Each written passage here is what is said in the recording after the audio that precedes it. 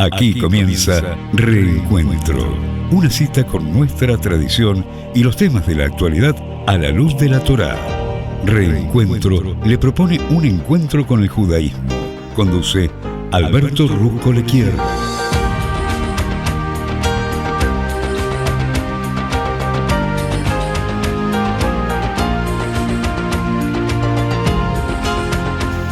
Bueno, muy buenas tardes, aquí Alberto Rusco Lequier te habla nuevamente aquí desde la FM 96.3, Radio High, nuestra radio, aquí transmitiendo desde la querida ciudad de Buenos Aires, en este día viernes, que corresponde al calendario hebreo, al día 15 del mes de Elul del año 5783. Te quiero comentar que el horario para prender velas de Shabbat hoy en la ciudad de Buenos Aires está establecido a las 18 horas 17 minutos y el Shabbat termina mañana a las 19 horas 13 minutos. Gracias por estar compartiendo conmigo y la invitación, como siempre te digo, es beber en los exquisitos e inagotables manantiales de sabiduría de la Torá para salir de este encuentro, Dios mediante, mucho, pero mucho más ricos que cuando lo hemos iniciado. Bien, ya habiendo presentado el programa, y como estamos hablando, radio es comunicación. Viste, cuando hay una comunicación hay un emisor y alguien que supuestamente, para que exista realmente conversación, la persona del otro lado tiene que poder recibir. Claro que cuando la persona que escucha recibe y escucha realmente, vemos que la palabra tiene una fuerza muy, muy grande. Y a tal efecto te voy a comentar el valor de la palabra y el poder de la palabra.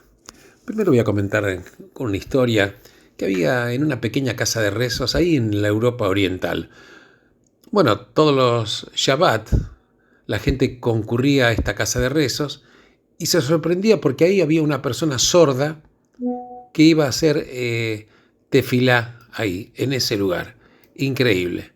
Pero bueno, iba a hacer tefilá. Vamos a ver un poquitito qué es lo que estamos tratando de aprender con este cuento. A esta persona que era sorda siempre se le veía con lágrimas en sus ojos mientras rezaba. Y esto se debía a que el hijo de esta persona que era sorda era el Hazán, que era la persona que guiaba el rezo.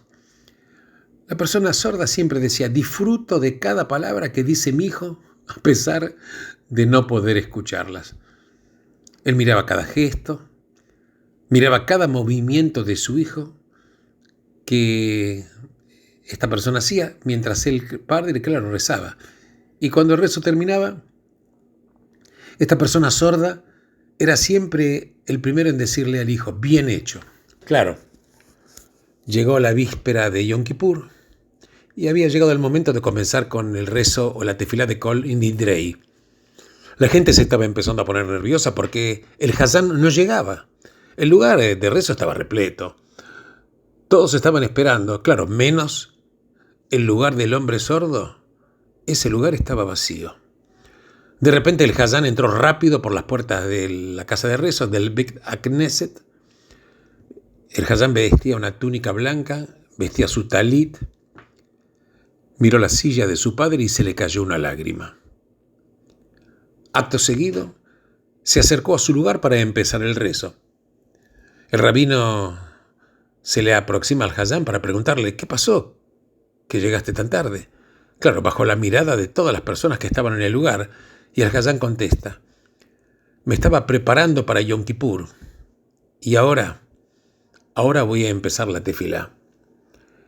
Y con una voz muy especial, casi celestial, el Hazán empezó los cánticos de Yom Kippur de una manera que nunca había efectuado.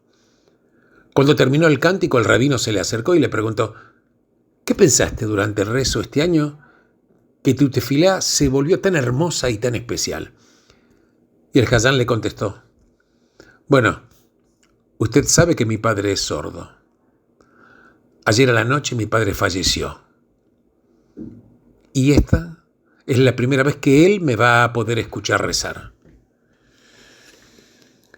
¿Sabes que la parashá de esta semana nos cuenta que cuando se traen los primeros frutos de la cosecha, que en hebreo son los bikurim, se traían al Beit Knesset, la persona que los trae tiene que contar la historia de la salida de Egipto y dice: le aclamamos a Dios, el Dios de nuestros padres, y escuchó Dios nuestras voces. Claro, hay un sabio que pregunta sobre este versículo, ¿Por qué no dice en vez de voces, rezos? Porque dice, escuchó nuestras voces, no dice escuchó nuestros rezos. Y el sabio Hafetz Haim responde que de aquí aprendemos que cuando rezamos tenemos que hacer escuchar nuestras voces. Otra explicación que podríamos darle al versículo es basándose en la historia anterior. ¿Por qué te digo esto? Porque muchas veces hablamos, charlamos con otras personas, sacamos sonidos de nuestras bocas, pero estos sonidos van a parar a oídos sordos, muchas veces a oídos cerrados. Porque si nuestras palabras no tienen corazón, si nuestras palabras no tienen alma ni espíritu, los oídos que las escuchan se van a olvidar pronto de ellas. Y solamente cuando sabemos que hay alguien del otro lado escuchando lo que decimos, solamente cuando tenemos la seguridad que hay alguien que nos escucha, vamos a poder no solamente charlar con él, sino que la charla se va a volver un cántico hermoso y un cántico único. A Dios le gritamos y Él escuchó nuestras voces. Porque cuando gritamos, sabíamos que el Creador estaba escuchando y nuestras voces no se perdieron en el vacío. Y el Hazán del cuento que te estoy comentando rezaba siempre en ese lugar y su padre lo escuchaba, pero no lo escuchaba. Solamente cuando el Hazán supo que ahora hay alguien a que él quiere hacer escuchar su voz, este empezó a hablar de otra manera. Y ahí es que todos alrededor de él se dieron cuenta de que su voz cambió, que sus palabras tuvieron más influencia, que su rezo pasó de ser un rezo más a ser un rezo único. Porque cuando hacemos tefilá, tenemos que estar seguros de que hay alguien del otro lado escuchándonos, ansiando escucharnos de la misma manera que el hombre sordo quería escuchar a su hijo. Porque si nuestras voces son gritos ahogados, sin sonidos, si nuestros rezos son puramente funciones sistemáticas y monótonas que hacemos día a día sin que se diferencien uno de otro, entonces lo que hacemos no es rezar. Lo que hacemos es decir monólogos enfrente de un espejo, ya que el único que sabemos por seguridad es que quien los escucha es uno mismo. Entonces que nuestros gritos sean voces que se puedan escuchar por los cuatro vientos de la tierra. Que nuestras voces sean palabras de corazón. Que nuestras palabras tengan contenido. Que no sean huecas. Porque estas son las bases de una conversación que puede tener continuación. Y esta es la base del rezo o de la tefilá que tenemos que hacer. Estamos ya cerca de las altas fiestas, donde más rezos hacemos. La mayor parte del día estamos dentro de la casa de rezos. Hagamos que este año, que nuestras voces sean escuchadas, y depende de nosotros que lo hagamos con esa entereza, con esas palabras de corazón, que hagamos que nuestro tiempo sea especial, porque seguramente si rezamos de esta manera, el Creador con toda seguridad va a estar ahí escuchándonos de esta manera.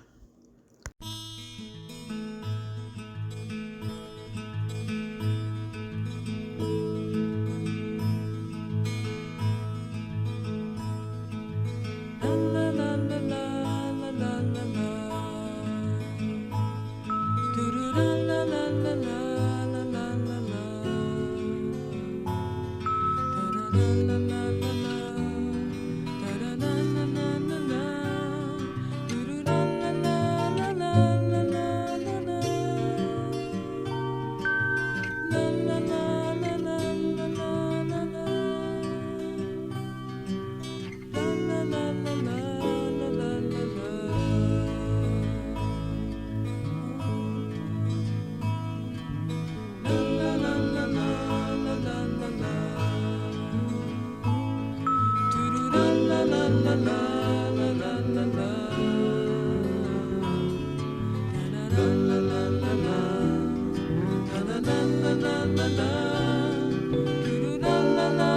la la la.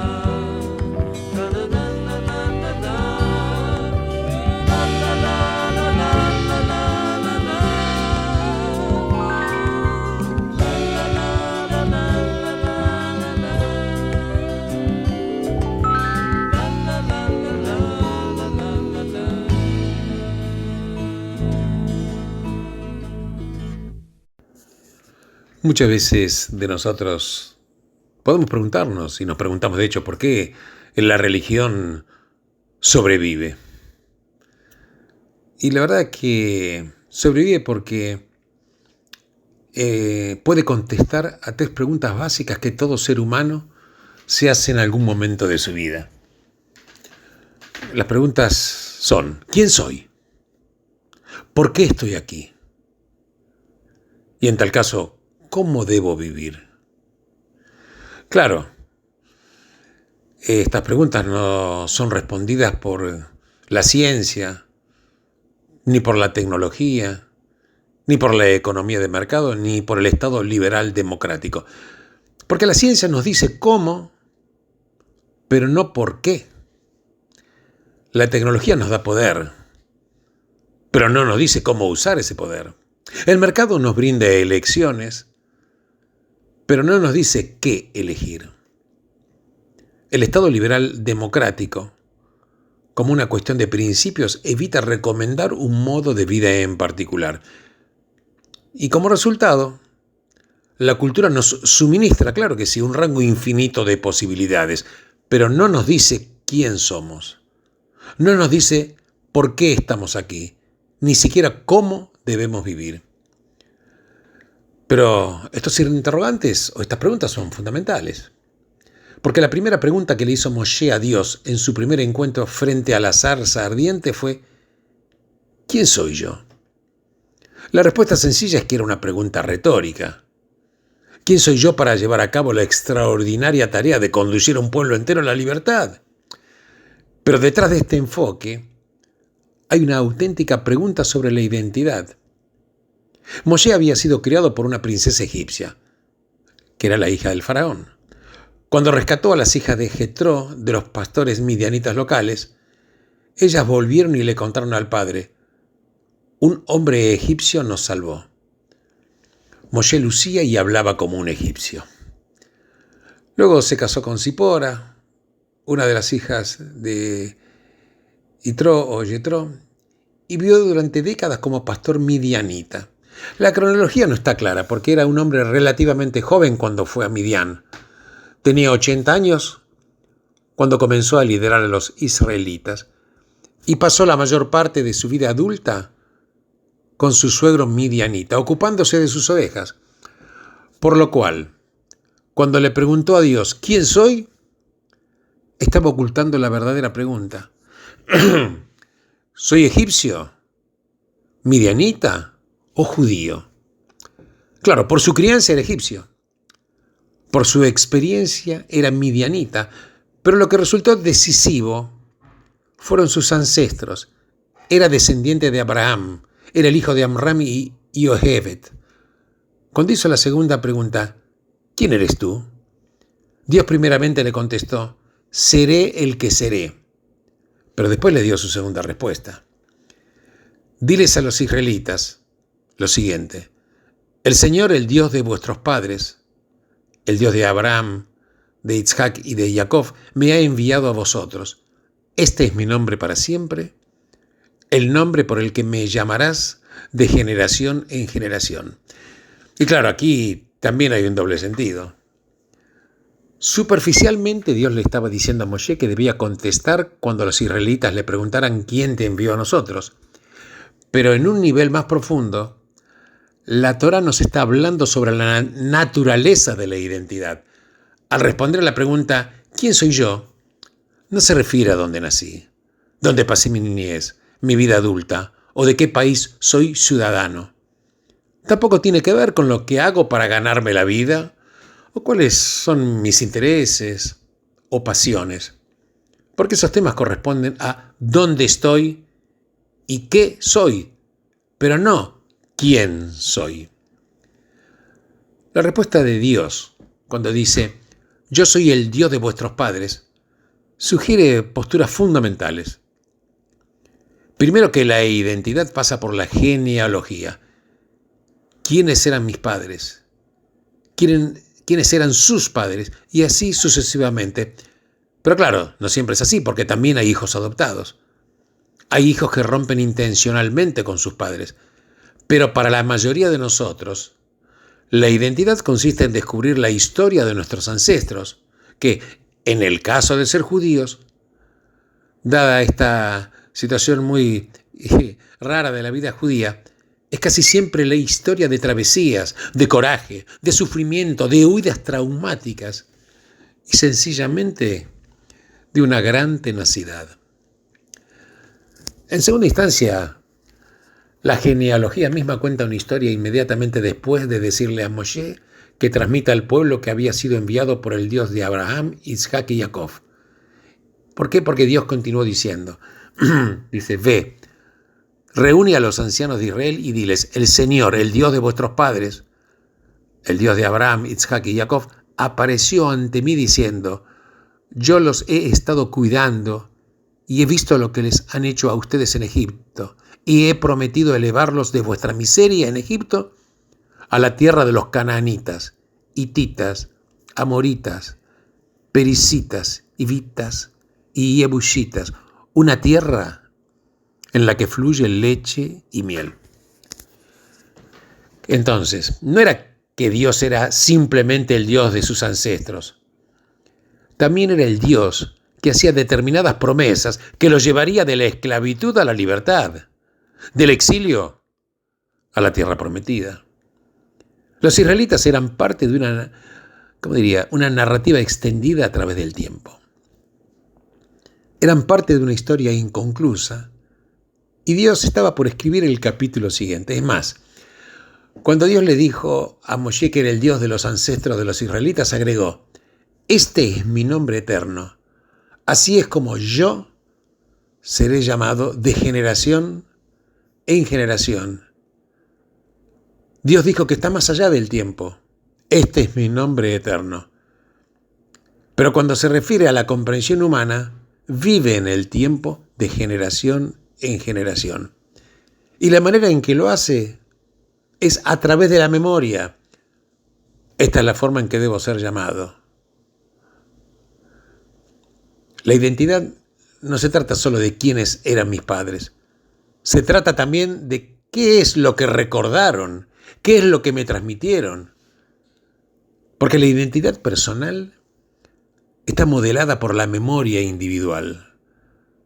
Y esto es un preludio a una ley impactante de la parashá de hoy, que es Ki Tavo.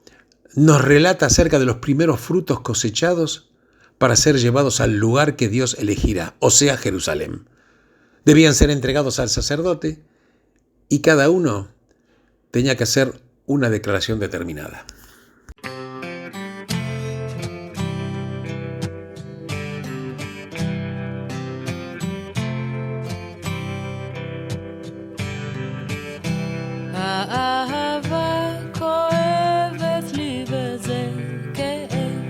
שאין לו כבר מקום אצלי בלב צפוף בכל דבר שלא ממש נחוץ לי מיותר ולא נחוץ לי עוד כעת לזכור שאחרי החול מגיע קור שרוך נמתח ומתקשח וקופא והיפה לא לתמיד נשאר יפה והירוק המלבלב הלא ייבול כי בכיוון אחד הולך הכל האהבה כואבת לי וזה כאב שאין לו כבר מקום אצלי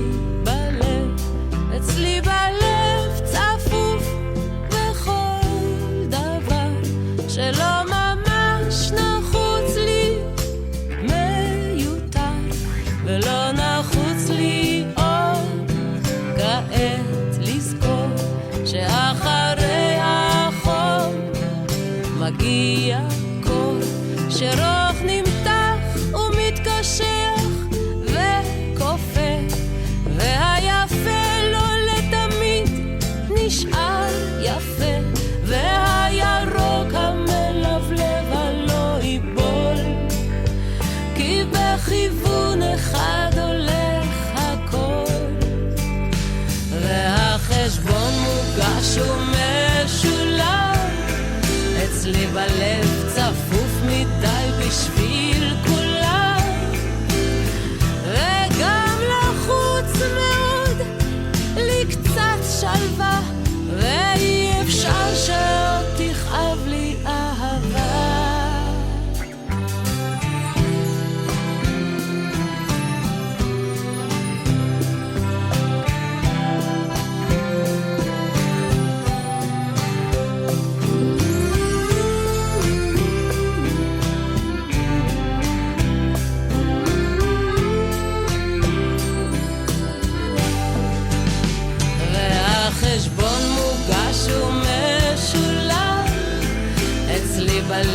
צפוף מדי בשביל כולם, וגם לחוץ מאוד לי קצת שלווה, ואי אפשר שעוד תכאב לי אהבה, לא אי אפשר שעוד תכאב לי אהבה.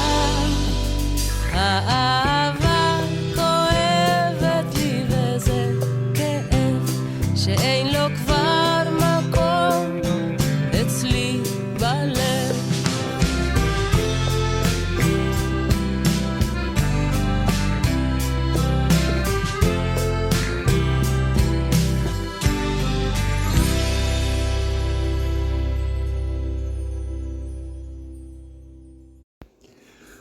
Qué tema, ¿no? ¿Quién soy? Bueno, como te dije, cada una de las personas tenía que hacer la siguiente declaración. ¿Y en qué consistía esta declaración? Decía así: mi padre era un arameo errante y descendió a Egipto y habitó allí y se convirtió allí en una nación grande, fuerte y numerosa. Nos maltrataron los egipcios, nos hicieron sufrir e impusieron sobre nosotros trabajo duro. Entonces clamamos al Señor, el Dios de nuestros antepasados, y el Señor escuchó nuestra voz y vio nuestro sufrimiento, nuestra aflicción y nuestra opresión. Y nos sacó Dios de Egipto con mano fuerte, con brazo extendido, con gran temor, con señales y maravillas. Nos trajo a este lugar y nos dio esta tierra, una tierra que emana leche y miel. Y ahora, aquí traigo la primicia del fruto del suelo que me diste, oh Dios. Esto está escrito en Deuteronomio. Claro, este pasaje es conocido porque, al menos desde la época del Segundo Templo, es parte central de la Agadá de Pesaj, que es la historia que contamos en la mesa del Seder de Pesaj. Pero es necesario notar que originariamente se decía al traer los primeros frutos que no era en la época de Pesaj.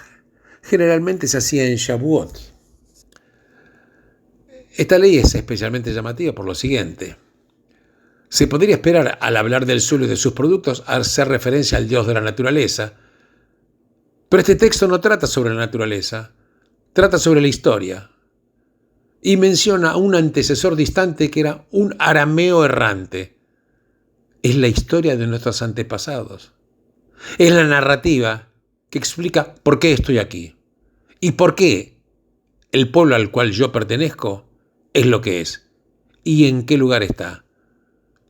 ¿Sabes que no hay nada ni remotamente parecido a esto en el mundo antiguo? Tampoco lo hay en la actualidad. Como dijo Yosef Haim Yerushalmi en la clásica obra Zahor, los judíos fueron los primeros en ver a Dios en la historia, los primeros en ver un sentido abarcativo en la historia y los primeros en hacer de la memoria un deber religioso. Y es por esto que la identidad judía demostró ser la más tenaz que el mundo ha conocido. La única identidad que está sostenida por un grupo minoritario, disperso por todo el mundo durante 2000 años, el que eventualmente guió a los judíos de vuelta a la tierra y al Estado de Israel, transformando al hebreo, el lenguaje de la Biblia, en una lengua viva después de que durante siglos fuera usada solamente para la plegaria o para la poesía. Porque las personas somos lo que recordamos. Y la declaración de los primeros frutos era una manera de asegurar que los judíos jamás olvidarían. Claro que qué enseñanza fuerte, ¿no? Los judíos han contado la historia de qué es lo que somos durante más tiempo y en forma más dedicada que cualquier otro pueblo sobre la faz de la tierra. Y esto es lo que hace que la identidad judía sea tan rica y tan resonante.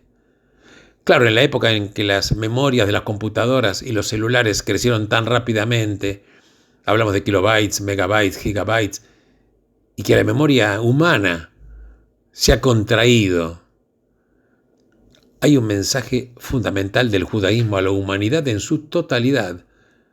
No hay que delegar la memoria en las máquinas. Hay que renovarla regularmente y transmitirla a la próxima generación. Una vez creo que Churchill había dicho, cuanto más podés mirar hacia atrás, más vas a poder ver adelante. Para decirlo de otra manera, los que cuenten la historia de su pasado ya han comenzado a construir el futuro de sus hijos.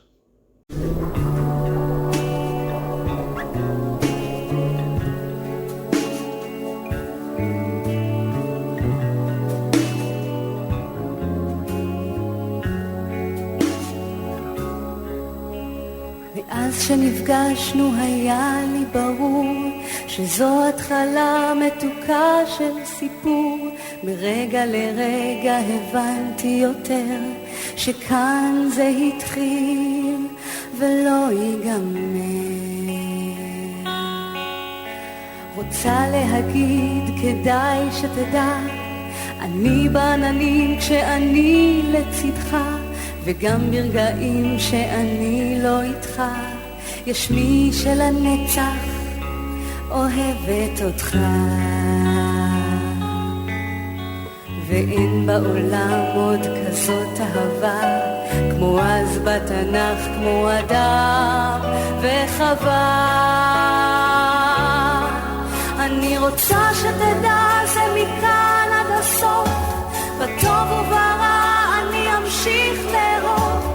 אמרי לשמיים מחצה את הים, אלך אחריך עד סוף העולם. רוצה שתדע זה מכאן עד הסוף, בטוב וברע אני אמשיך לאהוב. אמרי לשמיים מחצה את הים, אלך אחריך עד סוף העולם.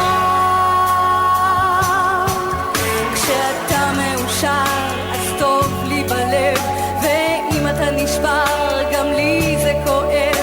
אתה שמשלים בי את מה שחסר, אוסף אותי כשליבי מתפורר. הבט אליי ותראה שאני חצויה ואתה חצי השני. באש ובמים אני החומה, אתן את כולי בשבילך נשמה.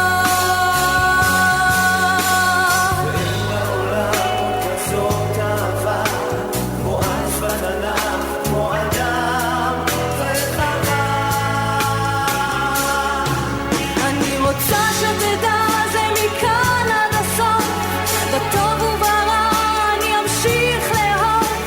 אמרי לשמיים מחצה את הים, אלך אחריך עד סוף העולם. רוצה שתדע זה מכאן עד הסוף, בטוב וברע אני אמשיך לאהוב. אמרי לשמיים מחצה את הים, אלך אחריך עד סוף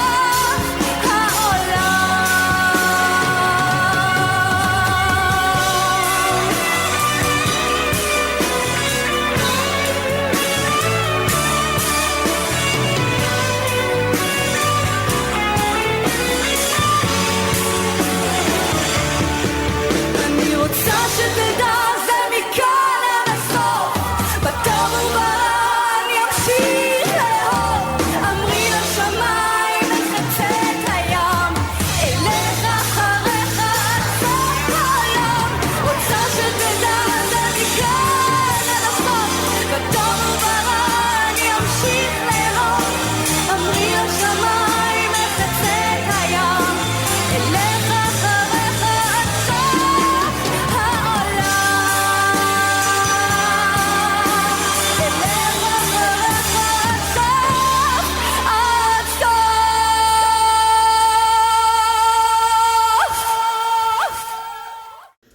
Claro, ya que preguntas, ¿quiénes somos? ¿Por qué estamos aquí? ¿Cuál es nuestra tarea? La verdad que soñamos en narrativa, porque nuestros ensueños son en narrativa. Recordamos, claro, anticipamos, tenemos esperanzas, creencias, dudas, etc. Todo a través de la narrativa. Y es importante, esto es fundamental para entender por qué la Torá es la clase de libro que es. No es un tratado teológico o sistema metafísico, sino una serie de historias interrelacionadas, extendidas a través del tiempo. desde la travesía de Abraham y Sara, partiendo desde la Mesopotamia hasta Moshe, y el deambular de los israelitas por el desierto. El judaísmo en realidad es menos sobre la verdad como sistema que sobre la verdad como narrativa. Y nosotros somos parte de esa historia. De eso se trata ser judío. El mandamiento de relatar nuestra historia nacional es un desarrollo notable. Por eso recordar. Y por eso cuando venía la época de las primicias, se hacía una confesión que se llama Vidui Bikurim, de la confesión de las primicias. Porque en esta confesión se resume la totalidad de la historia de la nación. Porque en apenas unas frases tenemos los orígenes patriarcales en la Mesopotamia, la aparición de la nación hebrea en medio de la historia, más que la prehistoria mítica, la esclavitud en Egipto y la liberación ulterior, el momento de clímax de la obtención de la tierra de Israel y atravesando todo, reconociendo a Dios como el Señor de la historia. Entonces, porque el pueblo judío fue el primero en encontrar a Dios en la historia. Fue el primero en pensar, yo diría, en tiempos históricos, del tiempo como escenario de cambio, en contraposición con el tiempo cíclico, en el cual las estaciones se suceden una tras otras y la gente nace y muere, y en realidad nada cambia. Pero el judío fue el primer pueblo en escribir la historia muchos siglos antes de Heródoto y Tucídides, con frecuencia descritos erróneamente como los primeros historiadores. Pues sabes que en el hebreo bíblico no existe la palabra que signifique historia, porque la más cercana sería Divrei Hayamim, que sería crónicas. La verdad que en su lugar se usa Zahor, que significa memoria, recordar. Hay una diferencia, claro, fundamental entre historia y memoria. Porque la historia, ¿qué es? Es narrar un registro de eventos que ocurrieron en algún tiempo a alguna persona. Pero la memoria es mi narrativa personal. Es el pasado que yo internalicé y que convertí en parte de mi identidad. Y esto es lo que quiere significar la Mishnah cuando dice: cada persona debe visualizarse como si esa persona, él o ella, hubiera salido de Egipto. Y por eso Moshe advierte al pueblo muchísimas veces que no olvide, porque si olvida el pasado perderá su identidad y sentido de dirección y va a sobrevenir el desastre. Aún más, no solo recibe el pueblo judío el mandato de recordar, sino que se le ordena que lo transmita a sus hijos.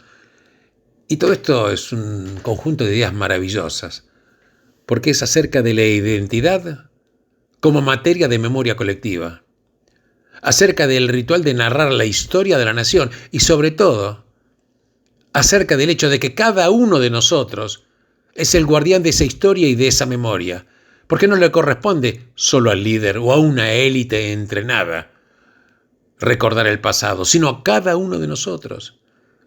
Y este es el aspecto de la evolución. Y encontramos a través del judaísmo que la memoria también es un modo de vida. Por eso los grandes líderes cuentan la historia del grupo, pero el más grande de ellos, Moshe, le enseñó al grupo a transformarse en una nación de narradores.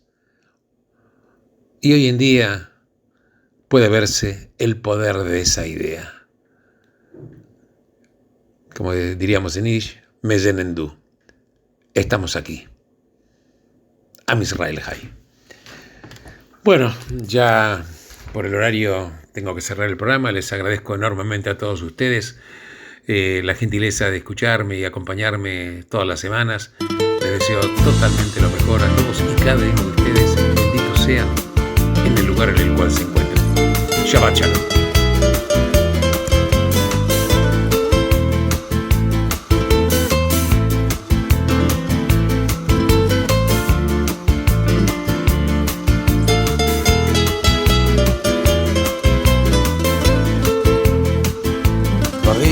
קטנים, דברים פשוטים וקצת הפתעות באמצע הדרך, זמנים חולפים ומשתנים, אתה היית מלך, לאן פרחו הציפיות, ואיך נשארת בלי תשובה, עוד לא הספקת לעשות. ומה נשאר מכל העבר? הכל תלוי בך חבר, היה חזק אל תישבר, אל תיתן לעצמות בך לפגוע, היה חזק ותתגבר. הכל תלוי בך חבר, היה חזק אל תישבר, אל תיתן לעצמות בך לפגוע, היה חזק ותתגבר.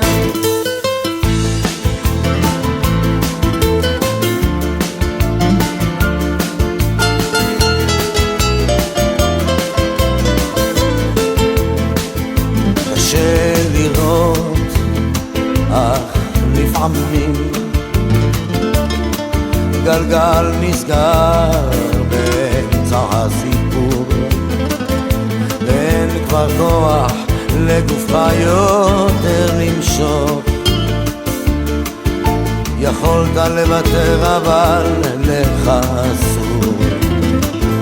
הכל תלוי בך חבר, היה חזק אל תישבר, אל תיתן לעצמות בך לפגוע, היה חזק ותתגבר. הכל תלוי בך חבר, היה חזק אל תישבר, אל תיתן לעצמות בך לפגוע, היה חזק ותתגבר. המסקנה חבר, אסוף את כל הכוח, קל יותר לדבר כשהפחד משתחרר. למרות הכל אתה מבין שזו הדרך, היה חזק חבר, היה חזק. הכל תלוי בך חבר, היה חזק אל תישבר, אל תיתן לעצמות בך לפגוע, היה חזק ותתגבר. הכל תלוי בך חבר, היה חזק אל תישבר, אל תיתן לעצמות בך לפגוע, היה חזק ותתגבר.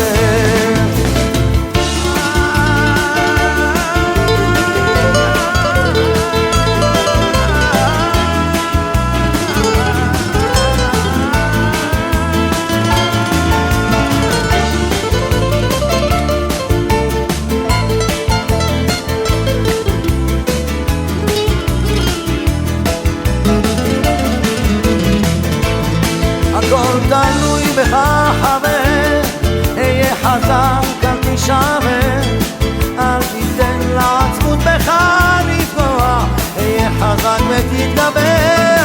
הכל תלוי בך חבר, היה חזק אל תישבר, אל תיתן לעצמות בך לפגוע, היה חזק ותתגבר.